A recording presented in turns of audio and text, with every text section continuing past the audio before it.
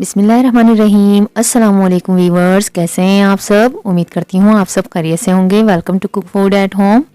आज हम बनाएंगे मीठी टिक्कियाँ यानी कोंडे की रेसिपी, जो बहुत ही ईजिली बन जाती है और अंदर से सॉफ्ट और ऊपर से क्रिस्पी बनती है। अगर आपको मेरी रेसिपीज़ अच्छी लगती हैं तो प्लीज़ वीडियो को लाइक करें, चैनल को सब्सक्राइब करें और बेल के आइकन को प्रेस करना ना भूलें। इससे मेरी आने वाली नई रेसिपीज़ की अपडेट सबसे पहले आपको देखने को मिलेगी। तो चलिए रेसिपी स्टार्ट करते हैं और देख लेते हैं इसको हम कैसे बनाएंगे। तो यहाँ मैंने इसके लिए सूजी ली है आधा किलो। इसको हम छान लेंगे। एक स्ट्रेनर ले लिया है और इसमें हम इसको छान लेंगे ताकि जो कचरा वगैरह हो वो इसमें से निकल जाए। थोड़ा थोड़ा करके हम इसको छान लेते हैं।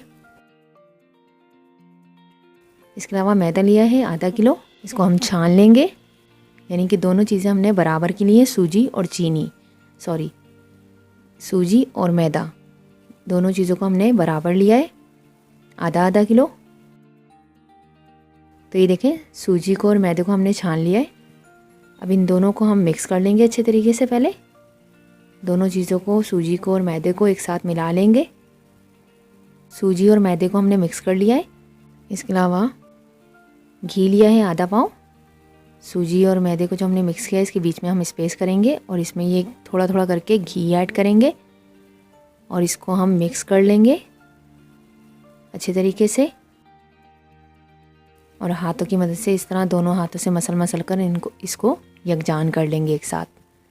आप चाहें तो इसमें तिल वगैरह भी ऐड कर सकते हैं, आपकी मर्ज़ी है। आप चाहें तो इसमें डेसिकेटेड कोकोनट यानी नारियल का बुरादा भी ऐड कर सकते हैं। कुछ लोग इसमें ऐड करते हैं, लेकिन मुझे ये पसंद नहीं है दोनों चीज़ें। अगर आपकी मर्ज़ी है, आप चाहें तो इसमें तिल और नारियल ऐड कर सकते हैं इस वक्त जब हम आप इसको मिक्स करेंगे। तो इसी वक्त आप इसके अंदर ऐड कर लीजिए अगर आपको पसंद है। तो हम तमाम सूजी, मैदे और घी को मिक्स कर लेंगे एक साथ, यकजान कर लेंगे हाथों के साथ मिक्स करते हुए, मसलते हुए।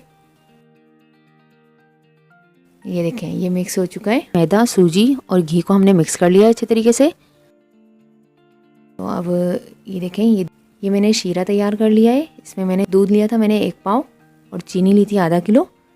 इसको मैंने मिक्स करके पका लिया है शीरे को। बस इतनी देर पकाया है कि चीनी इसके अंदर दूध में अच्छे तरीके से मिक्स हो जाए और ये हल्का नीम गरम है।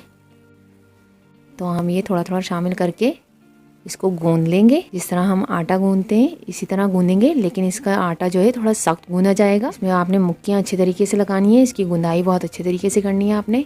बहुत ही आसानी से बन जाती हैं और बहुत ही क्रिस्पी बनती हैं ये टिक्कियाँ।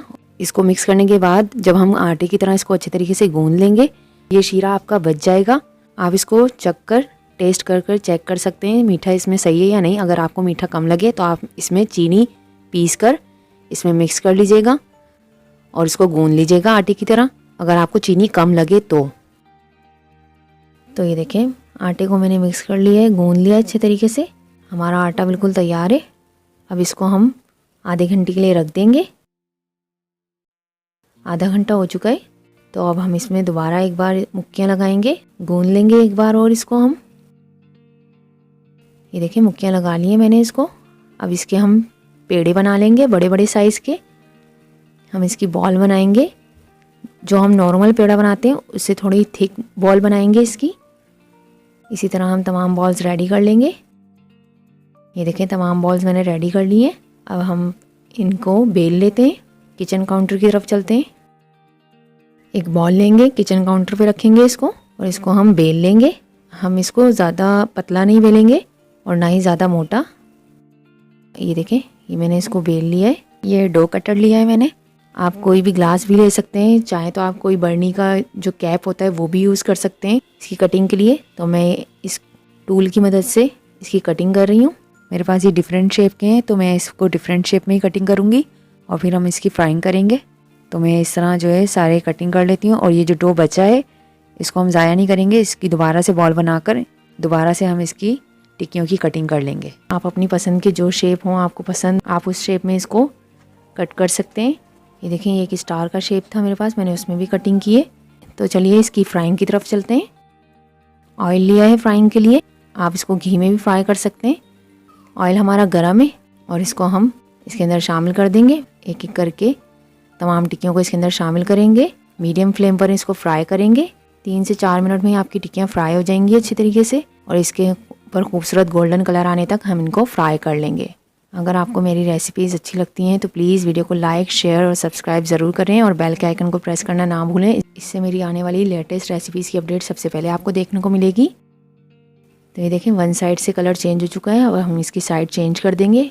दूसरी साइड से भी हम इसे खूबसूरत गोल्डन कलर आने तक फ्राई कर लेंगे।